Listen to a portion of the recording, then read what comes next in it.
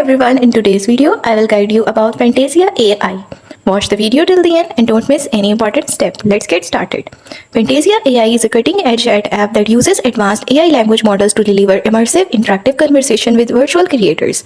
User can chat in real time, create custom characters, and explore a range of role-playing scenarios. The app features a wide selection of characters, both original and inspired by popular media, making it easy to dive into engaging dialogue. Its long-term memory function allows characters to recall previous conversations, creating more personalized experience.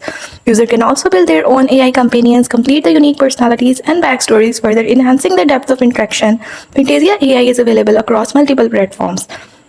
While many appreciate the app's immersive experience and character customization options, some users have raised concern about content moderation, reporting exposure to inappropriate material. Additionally, the app's removal from Google Play has sparked question about its long-term availability.